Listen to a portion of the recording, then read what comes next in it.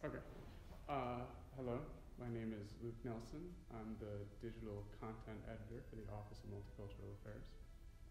Hi, I'm Arcade Willis, and I'm a diversity and inclusion educator for OMA. Hi, my name is Sabrina Irizarry, and I am a diversity liaison at the Office of Multicultural Affairs. And today we're going to be talking about alumni engagement and the student experience, and like how that can influence that. So, to start this conversation off, I wanted to kind of prime it with some questions that we decided.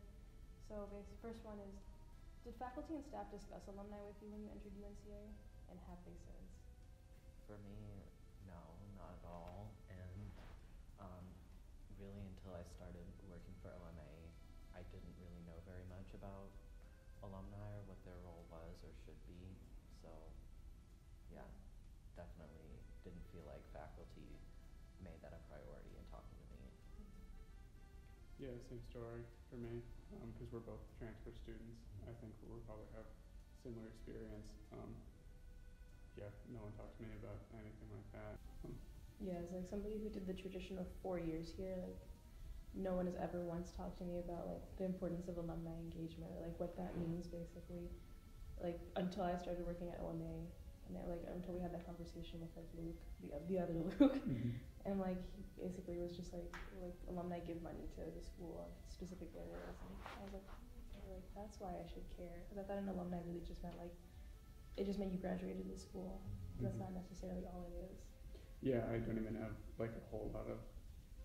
I don't think high school gives you a lot of backing on that. I think they're more concerned with just getting you into school, so they don't really you don't get a lot of exposure to kind of postgraduate ideas in there. So where are you supposed to learn that's true. about those kind of things if not in college? That's a really good point you bring up. Like, yeah, maybe the reason why they don't talk to us about it being alumni is because like the whole point of it having a school is for you to stay in school. I feel like why would they want you to like think about not being in school if their whole like business is you being in school? Like, well, going back to like the first question is like, since we're all seniors right now, have any of us been connected to alumni? Has this been encouraged by UNCA, or do we have to make the connections on our own? And from what we've talked about, it kind of sounds like we have to make the connections on our own. Yeah, but honestly, like I personally wouldn't really know how to do that. I know that there's like an alumni like organization on campus, and like from what I've heard, like they've been doing work to kind of make themselves more known recently, which I think is really impressive. Like when I started working at like Highsmith, like that's when I feel like that's when it really started like becoming a bigger thing. Kind of like, hey, like we're here, like we're really important, like let's get alumni involved, and like let's get the students involved with alumni as well. But what has your experience been? So I really, until we started having conversations about it, I really didn't even think about it at all. But now that I'm a senior, and especially in my last semester of senior year, and starting to think about like how my job search is going to go, that's something that I've been seeing a lot, and like looking up stuff about how to get your first job out of college is, you know, try to go on like LinkedIn or sites like that and look for people who went to the same school as you, more as like a networking thing. And I don't really feel like UNCA itself has made it particularly easy to make those connections, you know? Yeah. And I did go to the Career Center last semester, and that was something that they recommended there, but also they basically gave me the same advice that I read online just from like articles not specific to this school, just like, you know, if you look, you can find people who it says on their social media or on their LinkedIn or whatever that they went to this school, and then maybe they would be like a good resource or like a potential person who could help you get a job. But yeah, I wasn't really like directly connected to anyone. Yeah, in terms of meeting up with anyone, I've only ever actually met one person who's graduated from here, like on a job, and that was just coincidental. And it was more kind of just like, oh wow, you went to UNCA too, like that's great. It wasn't like he was like, here's all these connections, like he didn't he didn't have a whole bunch of stuff for me. He was just like, neat, cool. And then same for me. Yeah, I feel like this has got to be true. I feel like if you like reached out, you would definitely be able to make those connections. But I guess like the point here is that those connections aren't really being like emphasized for us.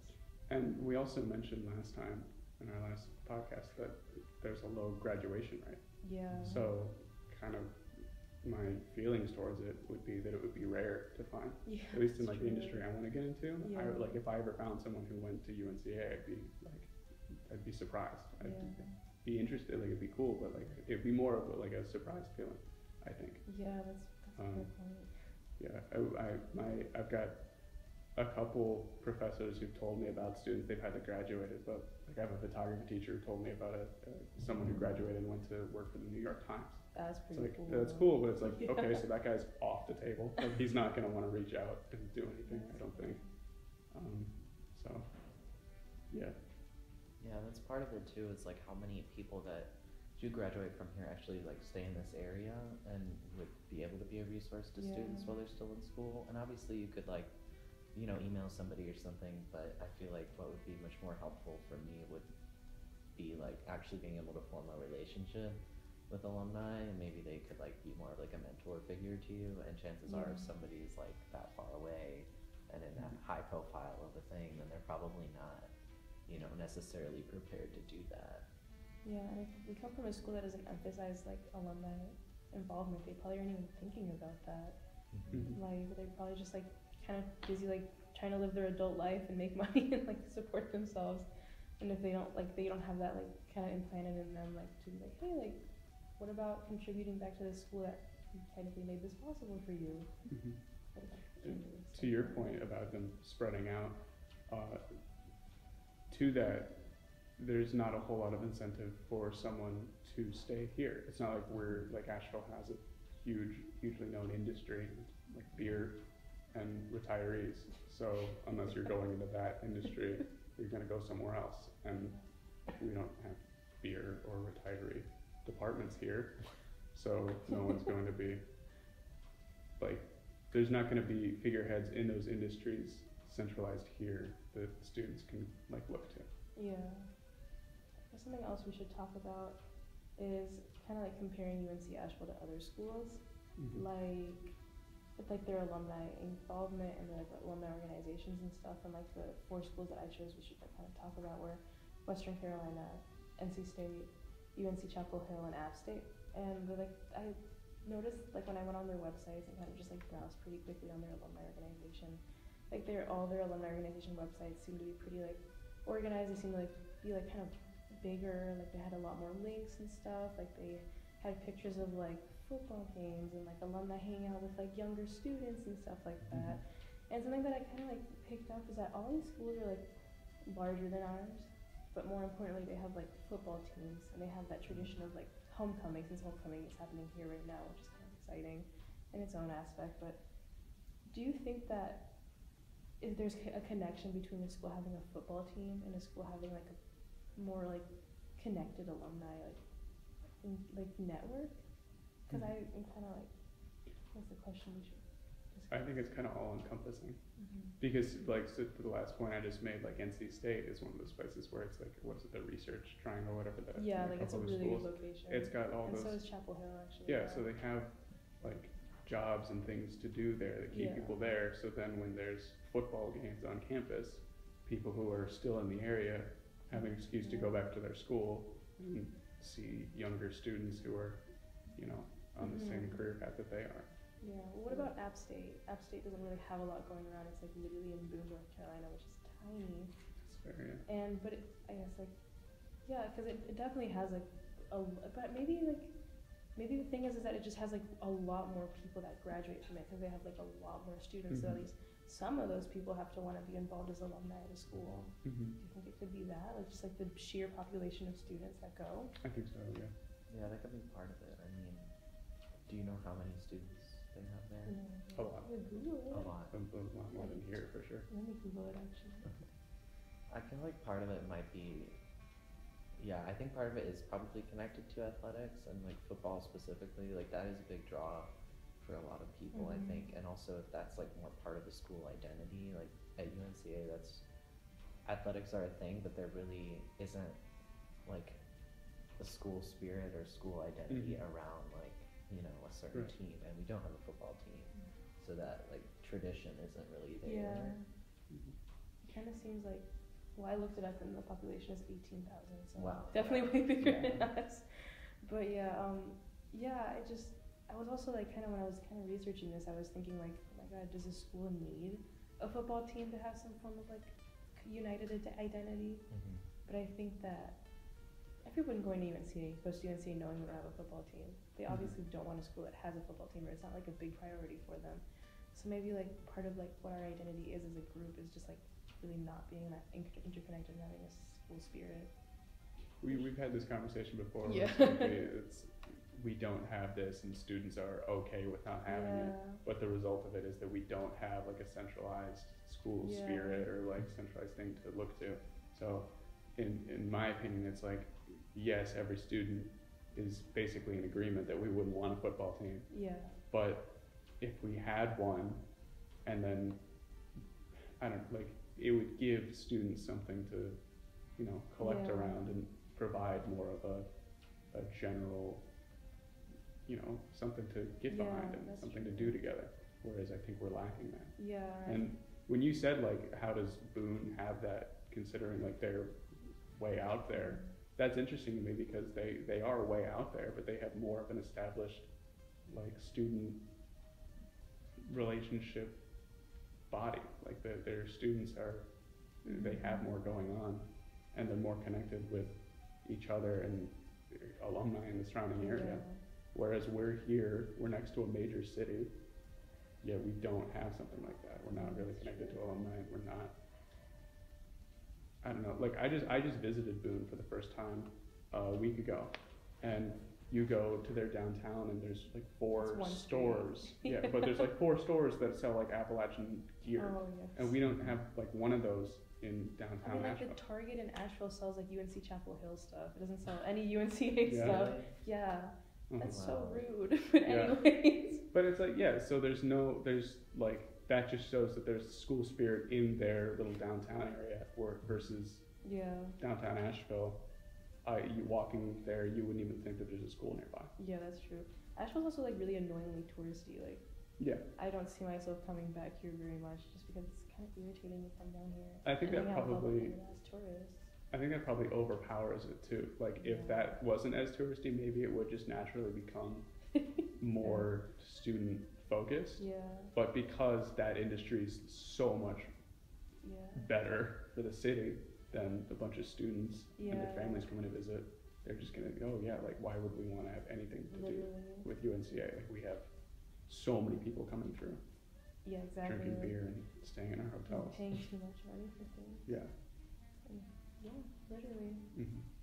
I know. Much to think about. I feel like there's definitely like pros and cons to having like the kind of school atmosphere that UNC Asheville has. Like I guess a pro in my opinion would be like you do have a greater sense of independence. I feel like you very much are your own person on this campus with a bunch of other people, and like you're all doing like the same thing. But in addition to that independence, there's definitely like a disconnect that we've said over and over again. And like I feel like in most situations and in most like cases in life and anything like job-wise, school-wise, like social-wise, like having a lack of community is really detrimental to one's like health even. Yeah. So I feel like that is definitely not overall good for our students. Yeah, I know when I first came here before, it took me a while to like meet people and start hanging out with groups of people. So maybe like the first couple weeks of the first semester, I was trying to find things to do on campus, and I was like, oh, are there like, I'm not a sports person, but I'm like, are there sports games I can go to? Is there something I can go and do? And I was looking around, there was just nothing. So I would end up walking around campus, and I would feel that sense of independence, but in that scenario, it's like, oh, there's nothing for me to do, and that's my fault. Like, I don't have any friends here, and that's because of me. Like, I don't have anyone. So and it felt bad. It was like, oh, this kind of stinks. Like, I don't know what I'm gonna do on the weekends while I'm here. And I feel like that's kind of the story. I think we've talked about this before. It's the story for everyone. Eventually, you just meet people, and then you all get together, and like you just survive through it all. But until you do that naturally, and maybe some people don't end up doing that, like you're gonna be just walking around with essentially nothing to do, I guess, or like. I feel like the only way, like not the only, but like the main ways to make friends here, I feel like is either you like are all like freshmen, like traditional like freshmen, you all like hang out because you like are all forced to do the same orientation and like all the same like intro to like school stuff. So that's how you make your friends freshman year. But obviously those friends are not gonna stick. Or you join a student organization, you make friends that way. Like I've made a lot of friends through my other like internships, so it's kind of, I feel like you kind of choose to get yourself involved. Right. Yeah. Which can be hard because the school is small Fair. and the positions that you can have in certain areas and places is pretty limited, which like can make them competitive, which can look good, but still like that you shouldn't have to be in a competitive environment to make friends. But I feel like in all this conversation, I feel something should be said that I've noticed, like the very minor shifts in like the campus culture. Like there's definitely more events going on now than there has been when I was like a freshman, for example. Like student organizations that are involved on campus are definitely putting more of an emphasis on like, let's reach students. Like what do we need to do? Like they're getting smarter about advertising and stuff and using social media way more. I feel like I've definitely noticed that shift. But that could just because I'm involved in one and I'm like aware of that stuff more so. But And that's probably because you've been here for so long, you've noticed the lack of this stuff, and it's now like the students are taking it on to develop things like that. Yeah, like I feel like, I don't know, like ACE is like the really big like student organization on campus, and I feel like they've definitely been like doing a lot more and like advertising it more. Like I see more stuff, like people like for homecoming, like I actually was like part of like a couple of their like little like promotional like events. So they're definitely reaching students like me who don't really actively seek out those events, if I'm being honest. So I think that's like maybe a good change. I don't really want to label anything good or bad, but there's definitely a change. But I feel like that's pretty normal for college campuses, since you're always like going like just like kind of recycling students, not recycling, like I don't even know what the word. Who knows? You know what I mean? Recycling students. Yeah. So we've kind of like compared schools and talked about like why alumni are not that involved in our school, but I feel like we should definitely talk about why people should care about like alumni engagement and like how your student experience is gonna influence that. And I like kind of just did a really quick Google search and found this article that was literally just 5 reasons why alumni relations are essential to higher education institutions, like the literal title of it. And the 5 points are pretty basic. They're just like, number 1, like you can use these alumni to recruit more students to your school, which I guess would really like be beneficial to the school itself. Number 2, it says promote training, but I think that depends on like what's the school itself and stuff, and like in regards to what training, like maybe for UNC it'd be more applicable to like specific student organizations and like things like that. It can help boost employment, and like a little quote they had in there was that by getting in touch with experienced alumni that are willing to share their expertise, you're like have a better chance basically of getting into that field and like succeeding in it, which is literally what we talked about before. Alumni can also encourage donations, which can basically like improve a school, because money makes the world go round. And it can also like bring people together. It brings a sense of community. So I was wondering if y'all had anything to add to that, because I feel like these are all really important points to keep in mind. And, I guess the 2 that like I think benefit the students the most that they should keep in mind is definitely like the boosting employment and the encouraging donations. Like we're all gonna need jobs when we graduate, and by like kind of like focusing on like alumni involvement now, you're definitely gonna like have an easier chance getting a job in the future. And like it shouldn't be the student's responsibility to do that. It should definitely be like the school encouraging that, but right now like that's not really like the vibe that's happening. So I think that we should all just kind of like be more like, okay, like what alumni are out there? Like who can I connect with and stuff like that. And also when it comes to the encouraging donations, like since money is such a crucial part of like any school, or like I guess like the capitalistic society we live in, like regardless of how you like I guess what am I trying to say? I think that connecting student experience to this, like if a student has a really great experience at their school, they're probably gonna be more likely to give away like their money if they have disposable income available, and like especially to things that they really liked. But at the same time, like if a student had a bad time, they're obviously gonna be less likely to give money. But maybe if somebody has a really terrible time at this school, but they like enjoyed certain aspects of it or found really certain aspects of it beneficial to their like experience here, they can focus on donating to those areas, because as an alumni, you can choose where you donate. Like they give you a lot of options when you go on the website to donate money. And like, yeah, like I don't know, what do y'all think about that? Like, maybe it's because of the department I'm in. I'm in the new media department, and that's a relatively newer one.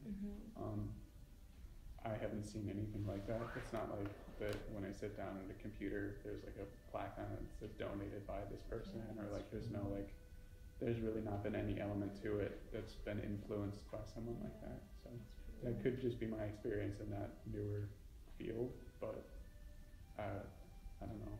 Is that something that, how often are you thinking about alumni in that regard, the donation regard? Honestly, not ever, not literally until we had that conversation with Luke like a month ago, and that it like kind of clicked for me that like regardless of, not regardless, but like basing my experience, like if I'm like I hated this part of UNC, like I hated this or I hated that, like obviously I'm not gonna like ever want to give any money to that. I'm not gonna want to see that area succeed, and I'm not naming any specifics because I don't really have any specifics. But if there's an area that I like absolutely loved and it really changed my life and like made my time here easier and it really just made me feel better, now that I kind of understand how like alumni involvement works, I'm definitely gonna give money to that. Like I don't know, when I graduate, if/when hopefully I have money to like kind of spare, I'm definitely gonna like focus on giving money to like the math lab, for example, because without them I probably would have failed calculus and would have not graduated on time or anything like that. Yeah. But also to that, so kind of in that same field of like not seeing it, and you're saying you would want to donate to things that helped you on campus. I'm also of the mindset that I would want to donate to things that I felt were lacking. So like in my department, if there was like a set of cameras that were purchased with alumni money, and then I knew that I would think, oh, this person saw this and saw this need and purchased this, and that helped them, or it would have helped them, and they now know that this would help me. That would inspire me more to be like, oh, that's great. I really appreciate that. That's a really good point. And that, like as a student, I think that would be really beneficial because it would be outside influence in something that you're interested in, you know, directly in your life at that point. That's a really good point. Because like going back to that point you made about not really seeing plaques that say like donated by or anyone, like honestly, like the only plaques I see for that are like, well, like all the buildings that we have are named after people that like were very influential in the school. Like Zeiss, for example, is named after, I actually know the person's first name, but somebody Zeiss. And I'm assuming that they like had a big like monetary influence on this school. So like it's these people with the big bucks that are giving away money to like build these big buildings with. And like the last really big, like I don't know, like last I heard of like somebody donating like a lot of money to like have a building built was like our athletic department. So it was just kind of that's the one that most people seem to know about too. Which goes back to our conversation about how there's like somewhat disdain amongst the students for that's true, because it's kind of, I guess maybe like the opinions I've heard around like the Sherrill Center, is it? Yeah, the Sherrill Center. Is that like... You don't even know the name, for no, sure. I'm sorry, I don't. No, I don't either. Like, Well, the athletic building is just kind of like people, what I heard is people are just kind of like, that's a lot of money, like you could have used that somewhere else. And that's really fair. Because people like, that kind of just adds to like the disdain people have around like the school buildings. Which can be a lot. I'm in the same boat where our art building is being renovated for a very long time, and that's great, but I'll never get to see what it looks like. That's true. Like my entire career here, it won't have been finished, so. Great. Fantastic. And so, we're talking about where it's like, oh, the big bucks get the big names on the buildings. Maybe that's not the standard. Maybe like alumni who donate money don't get little plaques on things, but for me, and I guess for us to not know that kind of, I think, shows how little we're impacted by alumni interaction on campus. For us to not know what the standard of interaction is.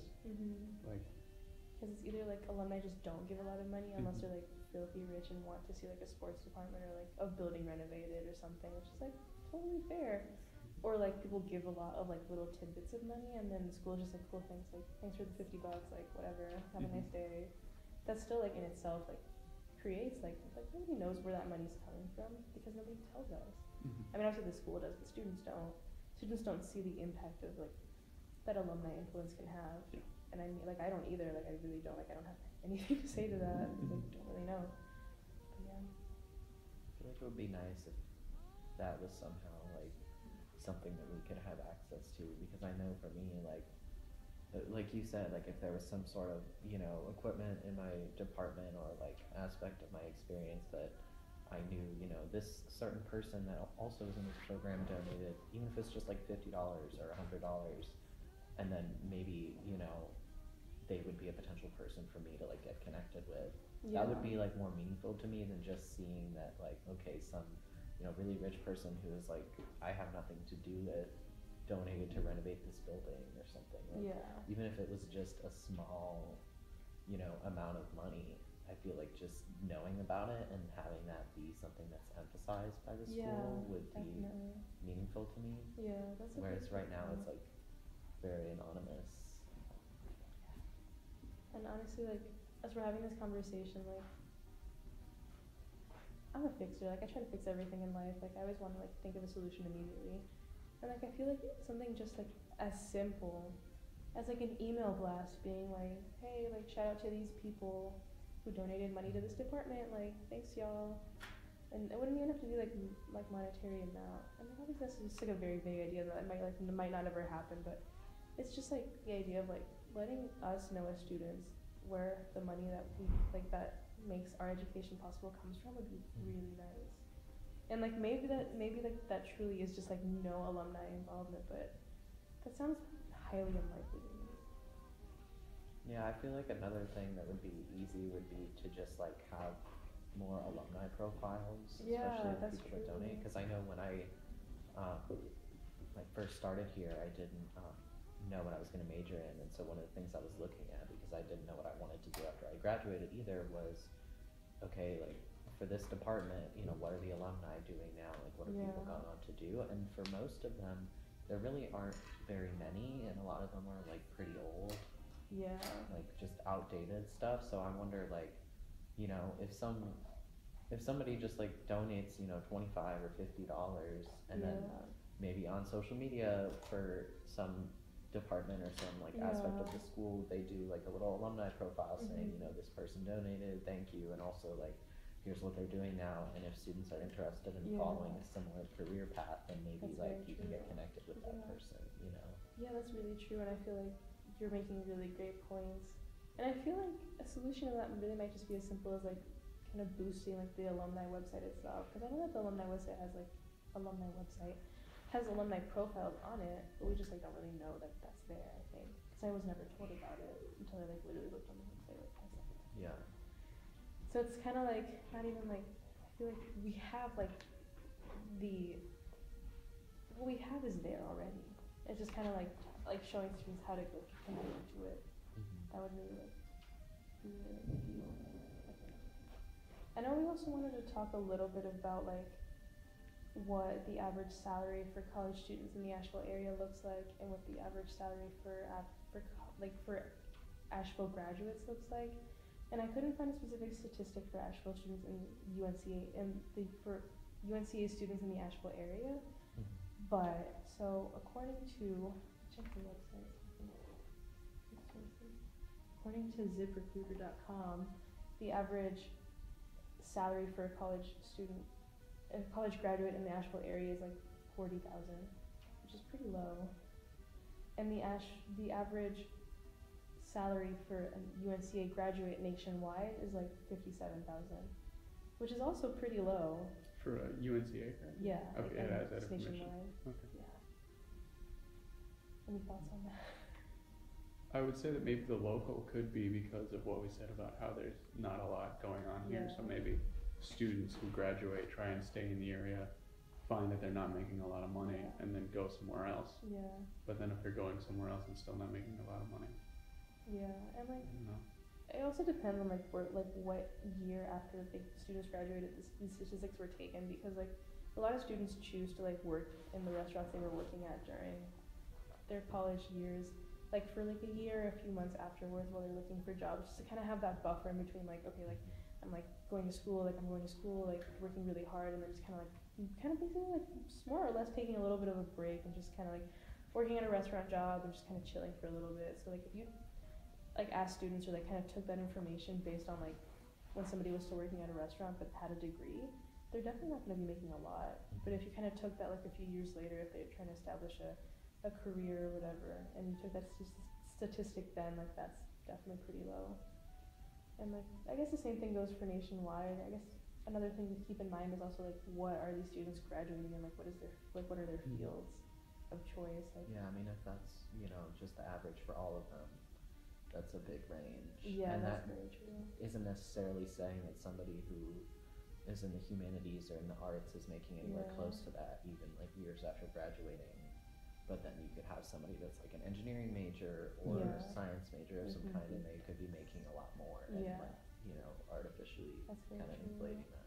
Yeah, and this was taken from ZipRecruiter, to be fair, which is like kind of, it is a job searching website, but Mm-hmm. I guess a lot of like really high paying jobs don't really post their findings on like Indeed or whatever, Mhm. kind of from what I've seen.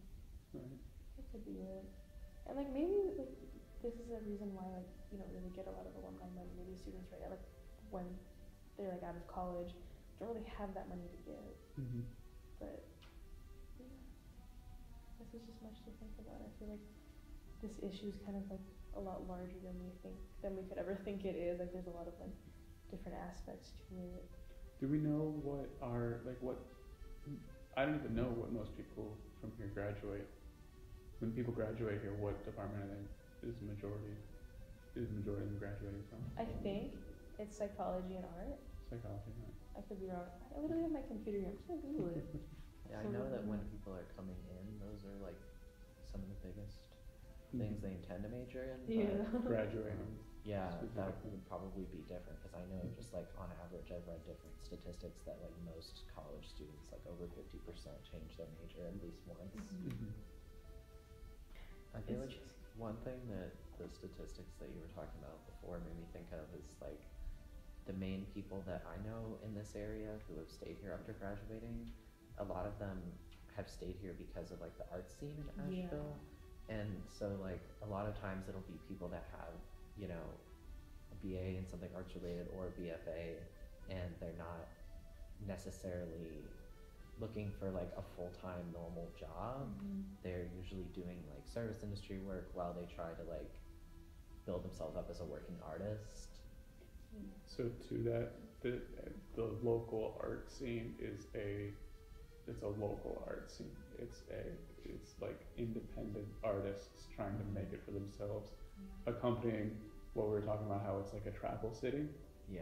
You're getting your art in galleries that move stuff quickly, and people like tourists are coming and they see a pretty picture of the hills of Asheville and they want to buy it because it reminds them of the week they spent here. Yeah. So it's not New York, it's not like Atlanta, it's not a place you're going to work where there's an industry where your art is going to be like in service to something else, like marketing or advertising, or you're not typically going to be doing like commission work for a lot of like giant facilities that are being built or office buildings, things like that. So that's my observation of it, being an art student here, and also my family owns an art gallery in the River Arts District, so I have a little bit of experience with kind of the general art scene. And I've seen a lot of people too, like you're talking about, who are here doing their own independent art, but they are still just working in restaurants or similar places. Yeah, I think that like some of the people that I've known who've done that, part of the reason that they choose to stay here rather than like go to one of those bigger cities like you mentioned is just because of like the lifestyle of this area. Like we talked about like beer and outdoorsy stuff and things like that, and for a lot of people it's kind of tends to be a trade-off of like, okay, there's really high cost of living here and there's not great jobs, but like it has a lot of stuff that I like and it's like a beautiful area to live in and stuff.